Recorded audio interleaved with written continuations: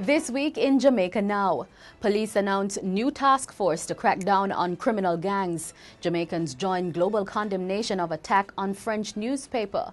24 Jamaicans killed in first 7 days of 2015, and Finance Minister tells public sector workers not to expect big wage increase. The details of these and other stories coming up after the break.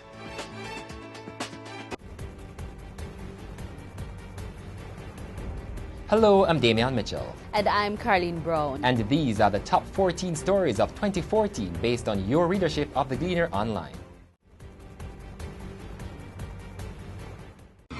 I'm Carleen Brown, and this is Jamaica Now.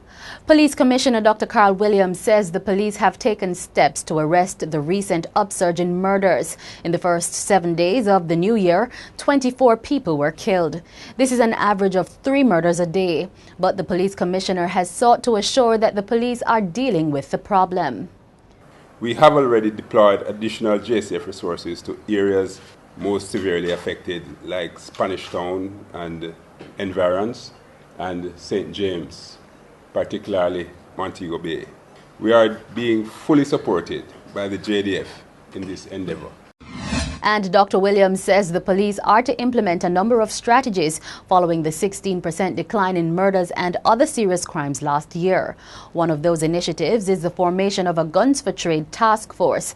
The police commissioner says last year, Jamaica recorded 1,005 murders. This is 195 fewer than the 1,200 murders recorded in 2013.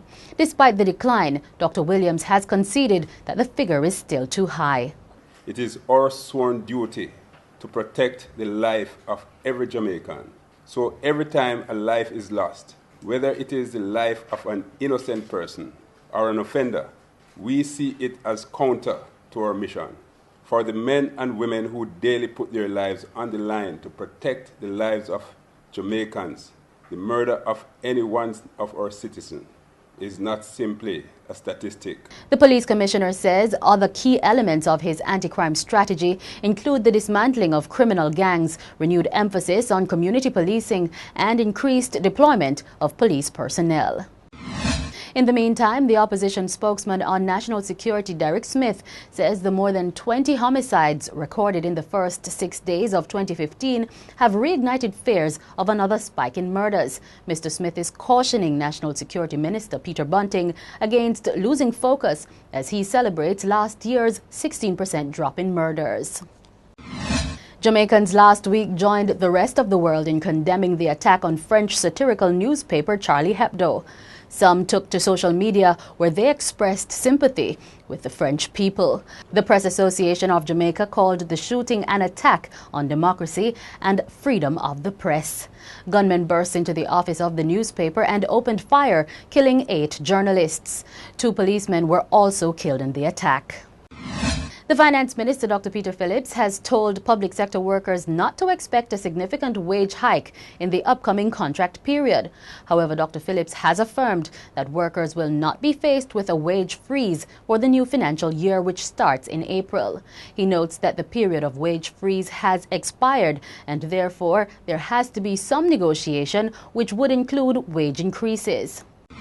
Commuters have welcomed news that the Jamaica Urban Transit Company, JUTC, is considering reducing bus fares. JUTC's Managing Director, Colin Campbell, has disclosed that the bus company is now looking into the feasibility of cutting bus fares in light of savings being seen from the fall in fuel prices. I can assure you that if it indicates anything over and above where we were at July, in terms of the savings, then we will make a recommendation.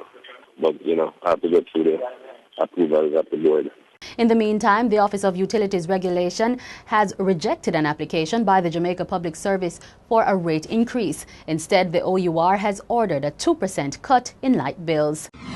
And that's it for this edition of Jamaica Now, your weekly review of the big news stories. Send us your comments at onlinefeedback@gleanerjm.com. You may tune in to Power 106 FM for regular updates. Follow us on Twitter at Jamaica Gleaner and on Facebook at Gleaner Jamaica. I'm Carleen Brown, and as we go, we bring more from the deadly attack on the French newspaper Charlie Hebdo and the world reactions.